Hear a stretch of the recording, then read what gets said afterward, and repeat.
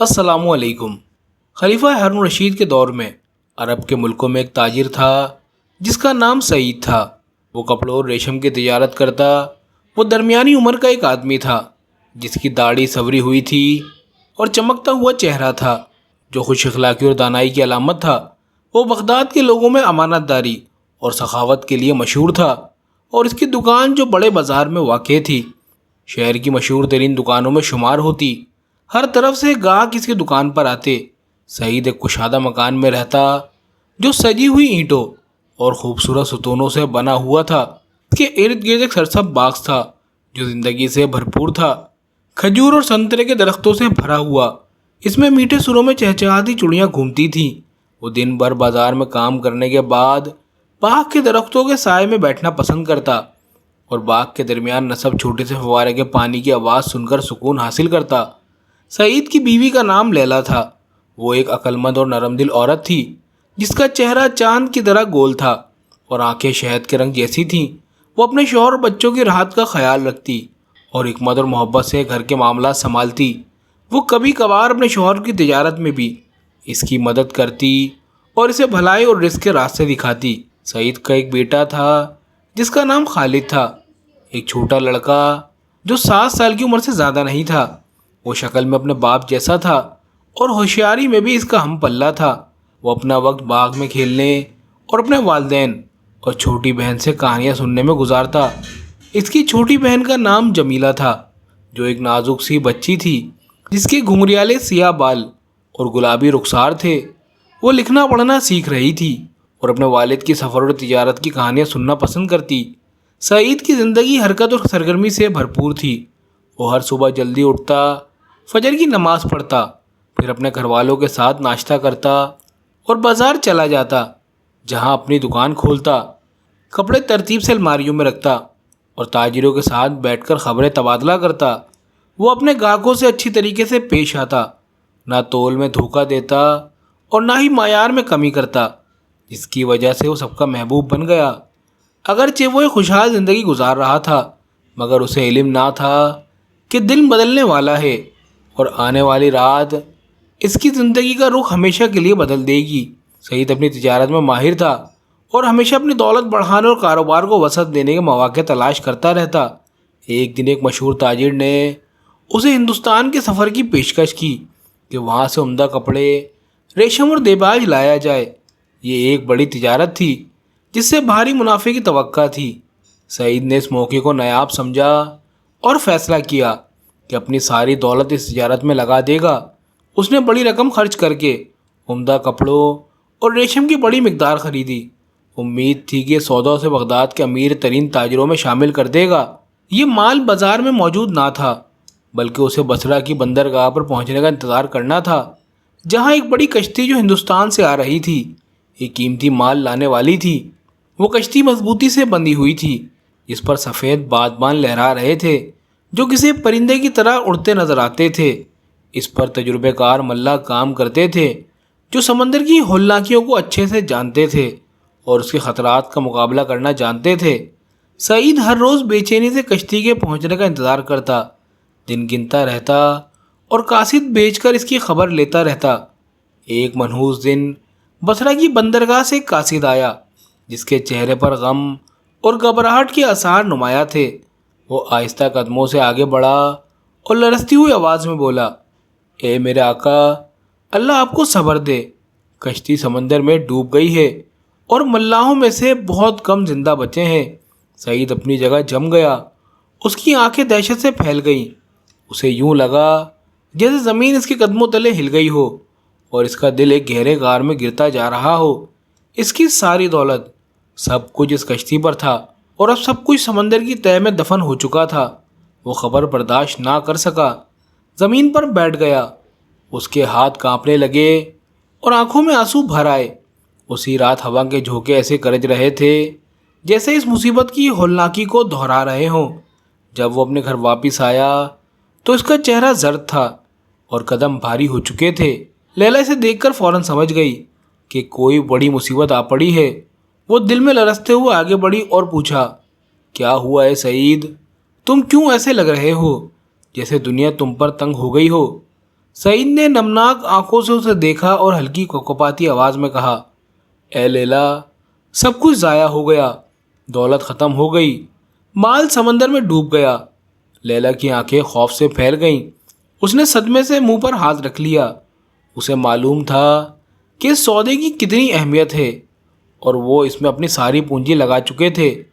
خالد اور جمیلہ دونوں نے حیرانی سے اپنے والد کی طرف دیکھا، مگر وہ مصیبت کی حقیقت کو سمجھ نہ سکے۔ اس رات سعید کو نیند نہ آئی۔ وہ باغ میں بیٹھا آسمان کو تک رہا تھا اور اپنے انجام اور اپنے اہل خانہ کے مستقبل کے بارے میں سوچ رہا تھا کہ وہ کس طرح قرضوں کا سامنا کرے گا، کیسے اپنی زندگی دوبارہ تعمیر کرے گا، اور کیا اس مصیبت سے نکلنے کا کوئی اور راستہ ہوگا۔ اس مانوس رات کے بعد سے سعید کی زندگی مکمل طور پر بدل گئی۔ وہ اب خوشحال تاجر نہ رہا جو خوش باش چہرے اور مطمئن دل کے ساتھ بازار میں گھوما کرتا تھا، بلکہ ایک ایسا شخص بن گیا جس پر غموں کا بوجھ تھا۔ سر جھکائے زمین کی طرف دیکھتا تھا جیسے اس کے کندھوں پر پہاڑوں کا بوجھ ہو۔ اس سودے میں اس نے اپنی ساری دولت لگا دی، اور جب جہاز ڈوبا تو اس کے سارے خواب اور امیدیں بھی سمندر میں غرق ہو گئیں۔ حالات اس وقت مزید بگڑ گئے جب وہ بھاری رقم کچھ تاجروں سے قرض لے چکا تھا کہ اس سودے کی مالی مدد ہو سکے، اور جب قرض کی ادائیگی کا وقت آیا تو اس کے پاس کچھ بھی نہ تھا۔ قرض دندگان ایک ایک کر کے آنے لگے، کوئی اس سے اپنا مال مانگتا، کوئی اسے ادائیگی میں تاخیر پر خبردار کرتا، اور کوئی اسے حاکم کے پاس شکایت کرنے کی دھمکی دیتا۔ شروع میں وہ ان سے مہلت کی درخواست کرتا اور انہیں قائل کرنے کی کوشش کرتا کہ وہ مستقبل میں اپنا خسارہ پورا کرے گا، مگر کوئی ماننے پر تیار نہ تھا۔ بازار میں سعید اب خسارے کی مثال بن گیا تھا۔ کچھ تاجر اسے نظر انداز کرتے اور اس کے گاہک بھی کم ہو گئے تھے، کیونکہ اب وہ نئی اشیاء نہیں لا سکتا تھا۔ جب بھی وہ بازار سے گزرتا اسے سرگوشی اور دبی دبی آوازیں سنائی دیتی جو اس کی بتحالی کا چرچا کرتی۔ گھر میں لیلا اسے تسلی دیتی اور دلاسا دیتی کہ رزق اللہ کے ہاتھ میں ہے اور جلد ہی آسانی آ جائے گی، مگر سعید خود کو ذلت و تنگی میں ڈوبا ہوا محسوس کرتا۔ جب حالات مزید خراب ہو گئے تو اس نے اپنا کچھ سامان بیچنا شروع کیا۔ کچھ فرنیچر بیچا، لیلا کے زیورات بیچے، یہاں تک کہ اپنے قیمتی کپڑے بھی بیچ ڈالے۔ آخرکار اسے اپنی دکان بھی بیچنی پڑی تاکہ اپنے قرض کا کچھ حصہ ادا کر سکے، مگر یہ بھی کافی نہ تھا۔ یوں سعید بے مال، بے دکان اور بے وسیلہ ہو گیا۔ ایک اندھیری رات میں وہ باغ میں بیٹھا آسمان کو تک رہا تھا۔ اس کی آنکھیں آنسوؤں میں ڈوبی ہوئی تھیں اور دل حسرت سے بھرا ہوا تھا۔ اسے سمجھ نہیں آ رہا تھا کہ کیا کرے اور کہاں جائے۔ وہ اپنی بیوی اور بچوں کے بارے میں سوچ رہا تھا کہ ان کے کھانے پینے کا بندوبست کیسے کرے گا، مگر اگلی رات وہ غم اور درد میں ڈوبا سو گیا تو اس نے ایک عجیب خواب دیکھا، ایک خواب جو سب کچھ بدلنے والا تھا۔ ایک رات تاجر سعید کے گھر میں مکمل خاموشی چھائی ہوئی تھی، سوائے اس کے دل کے جو غموں اور پریشانیوں سے بھرا ہوا تھا۔ وہ گھر کے صحن میں ایک پرانے درخت کے تنے سے ٹیک لگا کر بیٹھا تھا، آسمان کی طرف دیکھ رہا تھا اور چاند سے شکوہ کر رہا تھا کہ کس طرح چند مہینوں میں اس کی زندگی بدل گئی، کیسے دولت فقر میں اور راحت تنگی میں بدل گئی۔ آنسو اس کے آنکھوں سے بہنے لگے۔ اس نے تھکے ہاری پلکیں بند کیں اور محسوس کیا کہ وہ کسی اور دنیا میں جا رہا ہے، خوابوں کی دنیا میں۔ وہاں اس نے خود کو پرانے کپڑوں کے بازار میں پایا، وہی جگہ جہاں وہ بچپن میں اپنے مرحوم والد کے ساتھ جایا کرتا تھا۔ گلیاں، دکانیں، خوشبوئیں، کپڑے، سب کچھ اسے اس دور میں لے گیا جب اس کا دل مطمئن اور زندگی پرسکون تھی۔ وہ جب چہروں کو دیکھ رہا تھا تو اچانک کسی مانوس آواز نے اسے پکارا، اے سعید! وہ اپنی جگہ پر ٹھٹک گیا۔ اس آواز نے اس کے دل کو جھنجھوڑ دیا۔ یہ آواز وہ کبھی نہیں بھول سکتا تھا۔ وہ گھبرا کر مڑا تو ایک بوڑھے شخص کو اپنے سامنے کھڑا پایا جس کے چہرے سے وقار اور محبت جھلک رہی تھی اور آنکھیں حکمت اور شفقت سے چمک رہی تھیں۔ یہ اس کا مرحوم والد تھا۔ ابا، سعید نے کہا، جبکہ وہ اپنی آنکھوں پر یقین نہ کر سکا۔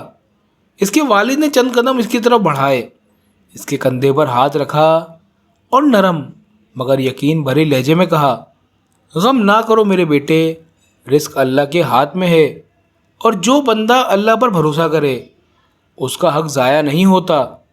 جاؤ جہاں میں بیماری سے پہلے کام کیا کرتا تھا، وہاں بڑی زیتون کے درخت کے نیچے ایک صندوق دفن ہے، وہاں کھودو، تمہیں بڑی خیر ملے گی۔ اس کے والد کی آواز کے بنجر دل پر بارش کی طرح برس رہی تھی۔ سعید نے ان کی طرف ہاتھ بڑھایا، مگر ایک نور کا پل ان کے درمیان حائل ہو گیا۔ ابا مت جائیں، سعید نے پکارا، اور اس کی آنکھیں آنسو سے لبریز ہو گئیں۔ اس کے والد نے مسکرا کر کہا، یاد رکھو بیٹے، رزق محنت اور بھروسے میں ہے، اور اللہ نیک لوگوں کا اجر ضائع نہیں کرتا۔ اچانک اس کا والد ایک روشن نور میں غائب ہو گیا، اور سعید نے ٹھنڈی ہوا اپنے چہرے پر محسوس کی، اور حقیقت کی صدا اس کے کانوں میں گونجی۔ وہ ایک نئے جذبے کے ساتھ جاگا۔ سعید ہانپتا ہوا اٹھا، اس کی آنکھیں آنسوؤں سے بھری ہوئی تھی۔ وہ کچھ دیر بیٹھ کر یہ سوچتا رہا کہ یہ خواب تھا یا سچ مچ کوئی پیغام، لیکن اس کے دل کے اندر سے کوئی آواز بار بار کہہ رہی تھی، زیتون کے درخت کے پاس جاؤ، شاید کوئی راز وہاں چھپا ہو۔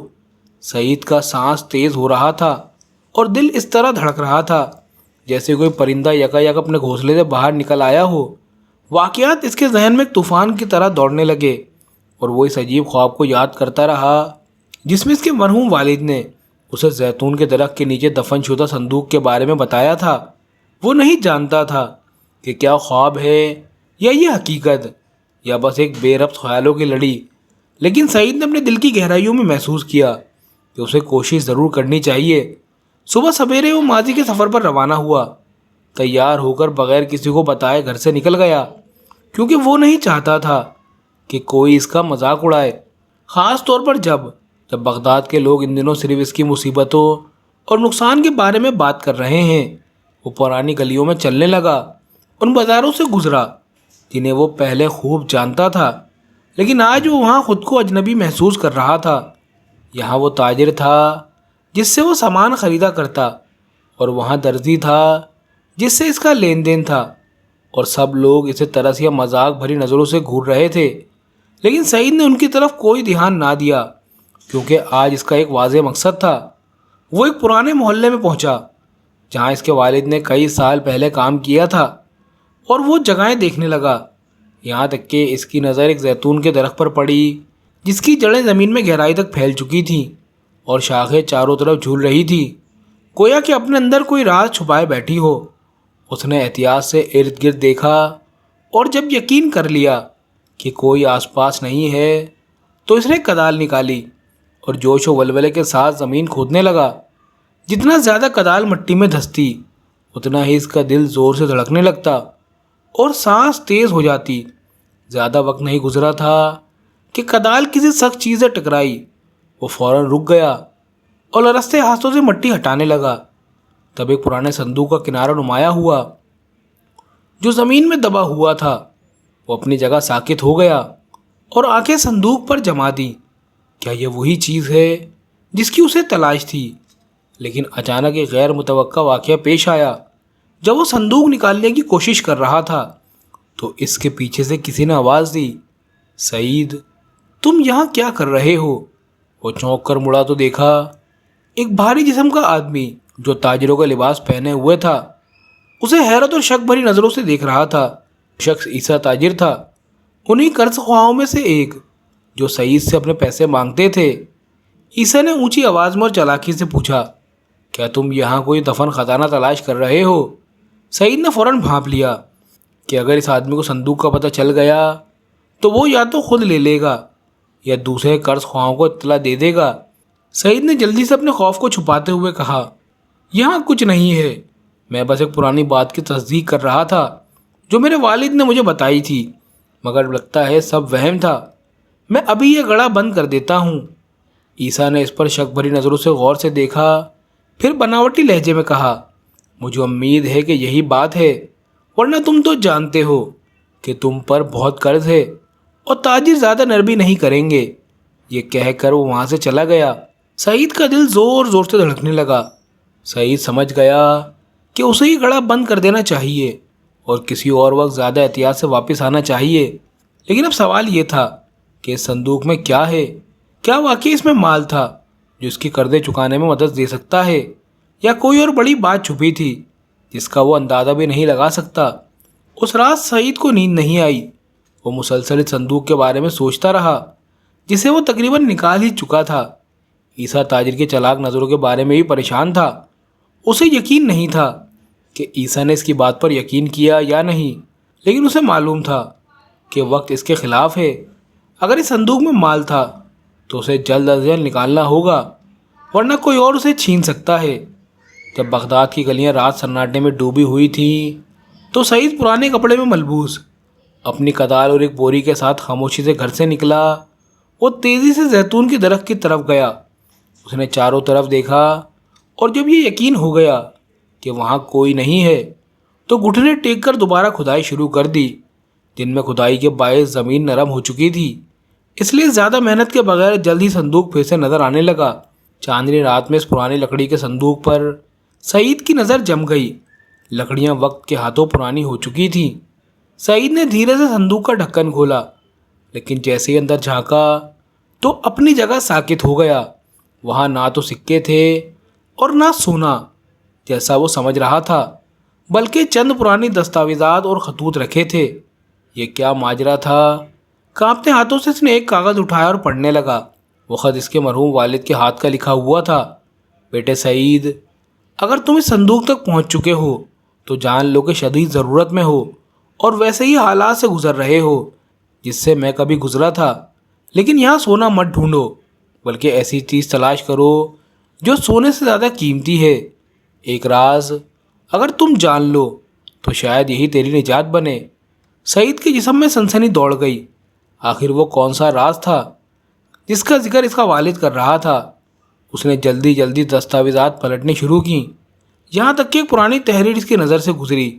اس پر لکھا تھا، بغداد کے بڑے بازار میں ایک مکان اور ایک دکان ملکیتی معاہدہ جو تاجر یاقوت کے نام تھا اور اس کے وفات کے بعد اس کے ورثہ کو منتقل ہونا تھا۔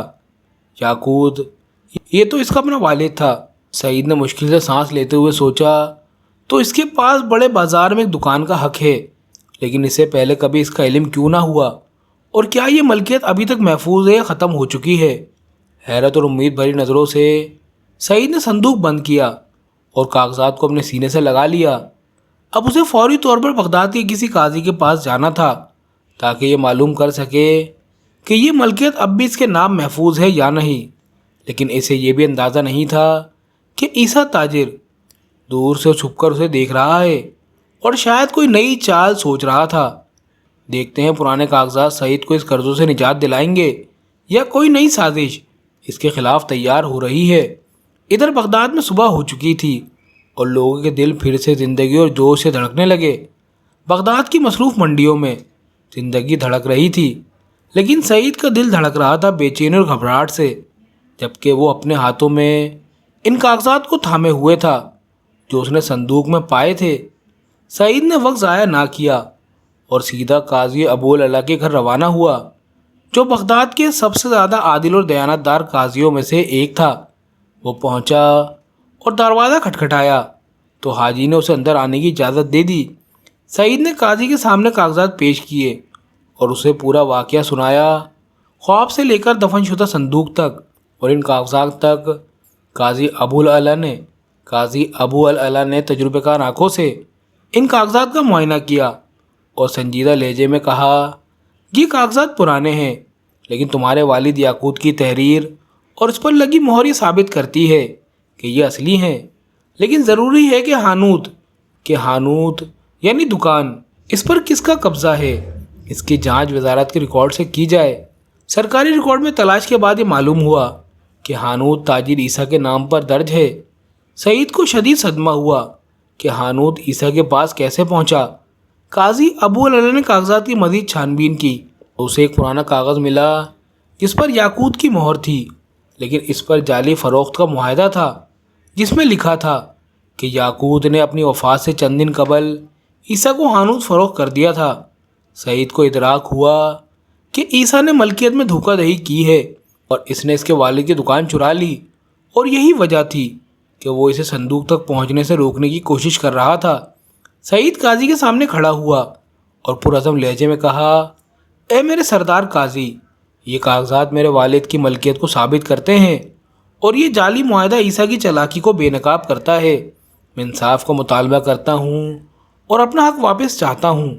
اب دیکھنا یہ ہے کہ قاضی حق کا ساتھ دے گا یا عیسیٰ کی کوئی نئی چال کامیاب ہو جائے گی۔ دارالقضا کا بڑا ہال لوگوں سے بھرا ہوا تھا۔ قاضی ابو العلا اپنی کرسی پر بیٹھا، اس کی نگاہیں تیز اور چہرہ سنجیدہ تھا۔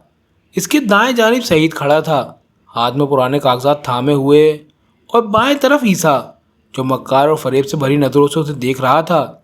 قاضی نے شہادتیں سننے سے پہلے عیسیٰ سے سوال کیا تو عیسیٰ نے پراعتماد لہجے میں کہا، اے سردار قاضی، یہ شخص جھوٹے دعوے کر رہا ہے، اور یہ پرانے کاغذات کون ثابت کرے گا کہ یہ اصلی ہیں؟ کیا پرانا کاغذ لینا اور چاہے کچھ بھی لکھ دینا آسان نہیں ہے؟ پھر اس نے سعید کی طرف مڑ کر کہا، اگر تیرے والد نے مجھے دکان نہیں بیچی تو اپنی زندگی میں وزارت کے ریکارڈ میں اس کا اندراج کیوں نہ کروایا؟ کیا وہ بڑا تاجر نہیں تھا جو قانونی معاملات کو سمجھتا تھا؟ قاضی ابو العلا کچھ دیر سوچتا رہا، پھر بولا، اگر تم سچے ہو اے عیسیٰ تو پھر ان کاغذات پر یاقوت کی مہر کیوں ہے؟ اور تمہارے پاس کون سے گواہ ہیں جو یہ ثابت کریں کہ حانوت تمہیں فروخت کی گئی تھی؟ عیسیٰ کو خطرے کا احساس ہوا تو اس نے اپنے دو ساتھیوں کی طرف اشارہ کیا اور کہا، یہ دونوں گواہ ہیں جو اس وقت موجود تھے۔ دونوں آدمی آگے بڑھے اور عیسیٰ کی بات کی تصدیق کرنے لگے، لیکن سعید خاموش نہ رہا۔ وہ چلایا، یہ دونوں جھوٹے ہیں، میرے والد نے کبھی دکان نہیں بیچی، میں اس بات کو اچھی طرح جانتا ہوں۔ جب قاضی نے ان دونوں سے کہا کہ اگر وہ سچ بول رہے ہیں تو اللہ کی قسم کھائیں، تو وہ گھبرا گئے اور پسو پیش کرنے لگے۔ قاضی نے ان پر دباؤ ڈالا تو دونوں نے اقرار کیا کہ عیسیٰ نے انہیں جھوٹی گواہی دینے کے لیے پیسے دیے تھے۔ قاضی ابو العلا اپنی جگہ سے اٹھا اور میز پر عصا مار کر سخت لہجے میں کہا، اے عیسیٰ، تمہارا فریب ظاہر ہو چکا ہے اور ثابت ہو چکا ہے کہ حانوت سعید کی ملکیت ہے، کاغذات اور گواہوں کے اعتراف کی بنا پر۔ لہٰذا میں حکم دیتا ہوں کہ دکان اس کے اصل مالک کو لوٹائی جائے اور عیسیٰ کو جعل سازی اور رشوت دینے کے جرم میں سزا دی جائے۔ عیسیٰ ہکا بکا ہو کر زمین پر گر گیا اور فریادیں کرنے لگا، جبکہ محافظوں نے اسے پکڑ کر جیل کی طرف لے جانا شروع کیا۔ لوگ دارالقضا میں خوشی سے سعید کو مبارکباد دے رہے تھے اور وہ اللہ کا شکر ادا کر رہا تھا کہ اس کا حق اسے واپس ملا۔ وہ خوشخبری لے کر اپنے گھر واپس آیا، جہاں لیلا اور اس کے بچے اس کا انتظار کر رہے تھے، اور اب وہ اچھی طرح سمجھ چکا تھا کہ صبر اور بھروسہ کامیابی کی کنجی ہے۔ سعید نے اپنی دکان واپس لے لی تو اس نے اپنے والد کی دکان کی مرمت کروانا شروع کی کہ اس نے دیکھا کہ اس کی دکان کے پچھلے حصے میں ایک چھوٹا سا دروازہ بنا ہوا ہے، لیکن وہ پتھر کا بنا ہوا تھا جو کہ آسانی سے نظر نہیں آ رہا تھا۔ اس نے اسے زبردستی کھولنے کی کوشش کی تو وہ کافی مشکلوں کے بعد کھل گیا، لیکن یہ دیکھ کر اس کی حیرت کی انتہا نہ رہی کہ اس دروازے کے اندر ایک چھوٹا سا کمرہ بنا ہوا تھا جس کے اندر ایک صندوق رکھا ہوا تھا۔ سعید نے اس صندوق کو کھولا تو اس کا دل تیزی سے دھڑکنے لگا، کیونکہ وہ صندوق ہیرے موتی اور زیورات سے بھرا ہوا تھا۔ سعید نے زیورات کو دیکھنا شروع کیا اور اپنے والد کے الفاظ کو یاد کرنے لگا جو ہمیشہ کہتے تھے، اپنی ساری دولت تجارت میں مت لگا دینا اور برے دنوں کے لیے بچا کر رکھنا۔ کیا یہ وہی خزانہ تھا جو اس کے والد نے طویل عرصے کے لیے چھپایا ہوا تھا، یا اس خزانے کے پیچھے کوئی اور راز تھا؟ حیرت اور یقین کی ملی جلی کیفیت سے بھری آنکھوں کے ساتھ سعید بیٹھ گیا اور صندوقوں میں بھرے سونے اور زیورات کو دیکھنے لگا، اور خواب میں اپنے والد کی نصیحت کو یاد کیا۔ یہی وہ خزانہ ہے جس کا میرے والد نے اشارہ کیا تھا، اس نے دھیمی آواز میں کہا، اور اس کی سانسیں تیز ہو گئیں۔ یہ کوئی وہم یا خواب نہیں تھا، بلکہ وہ حقیقت تھی جو اللہ نے آزمائشوں کے بعد اس کے لیے لکھی تھی۔ سعید نے وقت ضائع کیے بغیر سونے کا ایک حصہ لیا اور کچھ زیورات بیچ ڈالے اور تیزی سے اپنے قرضے ادا کر دیے۔ اب قرض خواہوں کا اس پر کوئی حق باقی نہ رہا اور وہ ہر اس بوجھ سے آزاد ہو گیا جو اسے ستا رہا تھا۔ اس کے بعد اس نے مشہور تاجروں سے بہترین کپڑے اور ریشم خریدا اور اپنی تجارت کو ویسے ہی بحال کر دیا جیسے اپنے عروج کے دنوں میں تھی۔ حانوت دوبارہ کپڑوں کی سب سے بڑی دکان بن گئی اور لوگ دور دور سے اس کے پاس آنے لگے۔ اس کی تجارت کی اچھی شہرت لوٹ آئی۔ سعید نے اپنی وفادار بیوی لیلا کی عظیم قربانی کو یاد کیا، جس نے اس کی مصیبت میں اپنے زیورات بیچ کر اس کی مدد کی تھی۔ ایک دن اس نے اسے حانوت میں بلایا اور سونے سے مزین خوبصورت صندوق اس کے سامنے پیش کیا لیلا نے حیرت سے پوچھا، یہ کیا ہے سعید؟ سعید نے محبت سے جواب دیا، یہ نئے زیورات ہیں، ان سے بہتر جو تم نے میرے لیے قربان کیے تھے۔ اگر تمہاری وفاداری اور صبر نہ ہوتا تو میں آج اس مقام پر نہ پہنچتا۔ لیلا کی آنکھوں میں آنسو آ گئے جب وہ زیورات کو دیکھ رہی تھی، لیکن یہ خوشی اور مسرت کے آنسو تھے۔ جب سعید کے حالات مستحکم ہو گئے تو اس نے خوبصورت بڑا محل خریدا جہاں وہ اپنی بیوی لیلا اور اپنے بچوں خالد اور جمیلہ کے ساتھ رہنے لگا۔ محل شاندار تھا اور اس میں ایک بڑا باغیچہ تھا جہاں اس کے بچے خوشی خوشی کھیلتے، ہنسی خوشی، اور خوشیوں نے دوبارہ ان کے گھر کو بھر دیا اور زندگی پہلے سے بھی بہتر ہو گئی۔ ایک رات سعید محل کے صحن میں بیٹھا ستاروں سے سجے آسمان کو دیکھ رہا تھا اور ان تمام آزمائشوں کو یاد کر رہا تھا جو اس پر بیتی، محض اللہ کی طرف سے بندے کو صبر آزمانے کے لیے ہوتی ہیں، اور جو صبر کرتا ہے اور اللہ پر توکل کرتا ہے، اللہ اسے ایسی جگہ سے راحت دیتا ہے جہاں اس کا گمان بھی نہیں ہوتا۔